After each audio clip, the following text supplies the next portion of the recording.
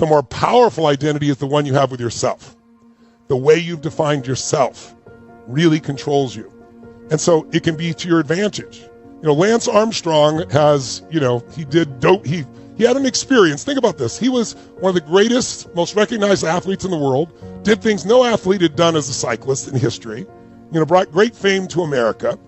But right before this, he had this mindset that I'm the champion. I always find the way to win. That's his mindset.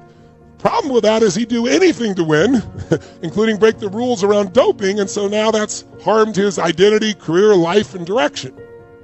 But it sure served him when he got cancer. Because if you remember, some of you may not recall, the live strong is because this man not only developed cancer, one day he showed up at the doctor and the doctor says, I have pretty horrific news. You better sit down. He said, you have cancer in your lungs, little like golf ball size. You have it in your brain and you have it in your testicles. And by the way, any man in your testicles will get your attention. Any form of cancer was that one for sure. But imagine you ride a bike and it's in your testicles. And guess what? They said, you're going to die. Right? He was terminal. But his identity was, I find the way to victory. I'll find whatever it takes. It served him there. He's living still. He's out of cancer. It did not serve him when it went to the rule structures of being a cyclist. So if your thing is I find the way, you're going to find the way. If your thing is I always end up losing, or people hate me, or I put things off, or whatever your identity is, if it's a negative identity, that is what's controlling your life. And you can go to 5,000 seminars and read hundreds of books and do all kinds of crazy things, but unless you shift that identity, you're going to call it sabotaging yourself. But what the brain's really doing is living what you taught it is. We live what we believe we are. So you have to be so careful what you attach the words I am to. And I can remember one of the most powerful days of my life, still in my life, when I was still in high school, and my mom kicked out my father's. My fourth father got kicked out. And now she chases me out with a knife. Again, she wouldn't have killed me or anything, but I wasn't going back in. And I got to support myself. I'm going to high school and I'm living in this person's laundry room. And so I got a job working in these banks in the middle of the night. And so I had to take these buses. I had to go through 3 different buses to get there. It's a long way, about a 45-minute drive. If you were driving straight there in a car with buses, it's about an hour and a half.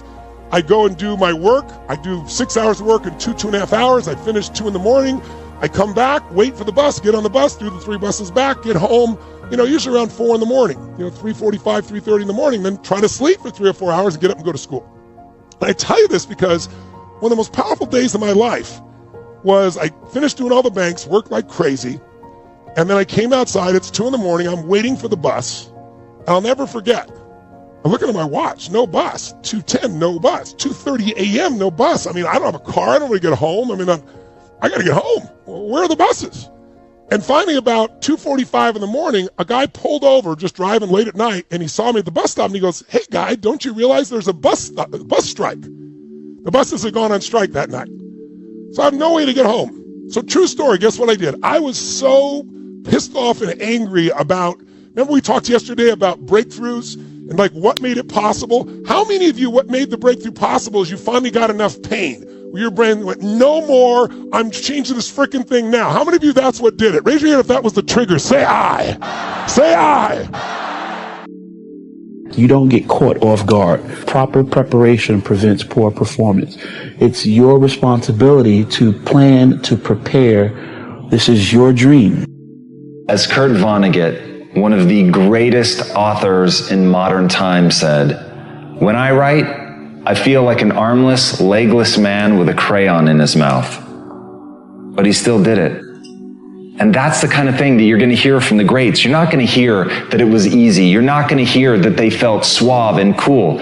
Even the greatest of all time have that awkwardness and that clumsiness. They're never quite as good as they want to be. But what I want you to understand is even though Kurt Vonnegut said those words, he wrote tons of books that changed people's lives, that changed the landscape of literature, because despite the fact that he felt awkward and clumsy, he kept doing it and forcing himself to move forward, to take one step after another, even when the process was not exactly rewarding. He believed in something. He knew that what he was trying to do would ultimately get better. He knew that if he wanted to accomplish something great, that he had to push through the awkwardness. And that is the very trick to getting great.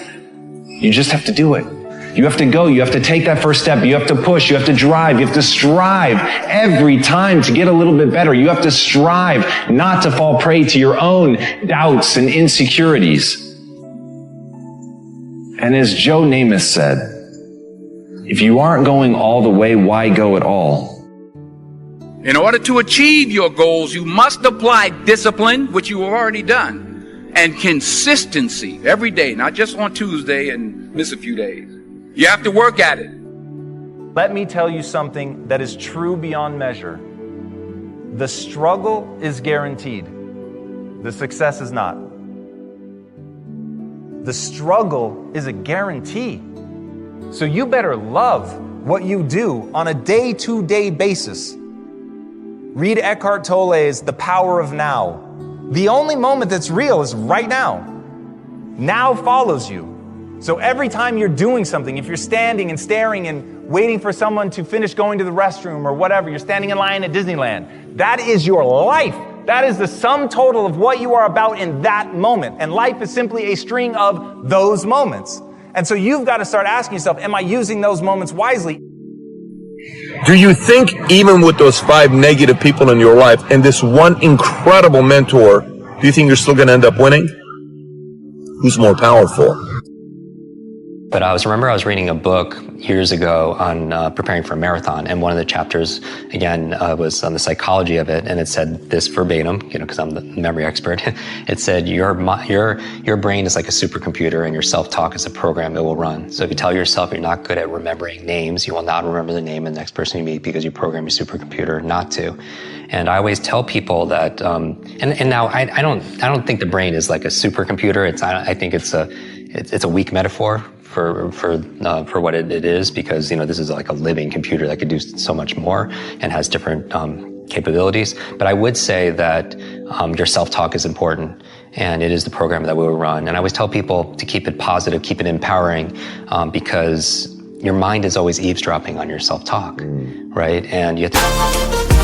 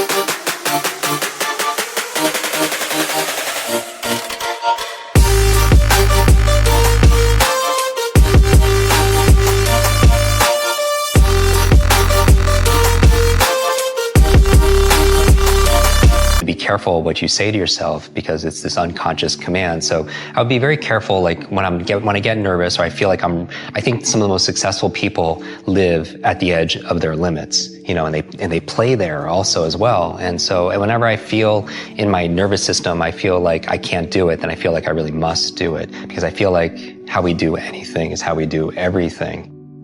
And moreover, you have to remember that whatever you've gone through, it pales in comparison to the hardships previous generations endured, and they overcame them. And if they overcame them, you can overcome them too. Well, here's the question. Here's the thing. There has to be, because you have to keep changing your mind. I think that's what I said last time, and I believe this even more strongly now. I mean, we could sit down with the books and go through, and I could say, here's how my thinking has changed. But if you can't do that about something that you wrote 10 or 15 years ago, you're not alive. Gotcha. Right? You have to say, so absolutely there are things. We all change our mind. Your mind gravitates towards which it is most familiar with. And so if you're really familiar with what you're worried about and what your problems are and your fears are, and that becomes your dominating thinking, I know you've all heard this, but here's the reason why. Your mind loves what's familiar. Okay. And so if you don't go touch dreams, for example, just experience it for a second. For example, we would go down once every 8 weeks. If I did well in business, we really knocked it out. We could find a deal. I had $200. We'd go to the Ritz-Carlton or some hotel, Ocean, and for one day oceanfront, feel like what it felt like to valet your car. Right? Walk in the lobby. Mr. Milet, welcome back. Right? She'd go get a massage. I'd play a little bit of golf. And just for that day, I'd touch the dream. And then maybe we do it again in a month or two and again in a month. Just little tastes of it. My mind began to become familiar with it. And more crazy, I started to kind of trick myself into thinking I belonged there. Because we never end up anywhere we don't believe we don't belong. And then we're not familiar with. So there's these things you'd like to do in your life, either visually seeing them over and over again and repeating those images to yourself. That's powerful. But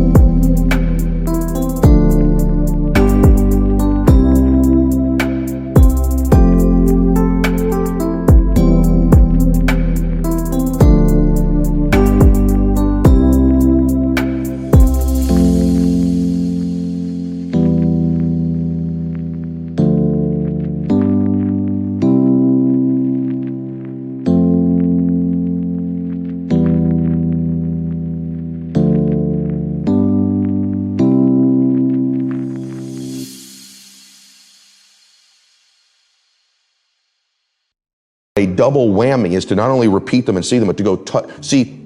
There's one thing that's a visual stimulus in your brain that makes you want to do something.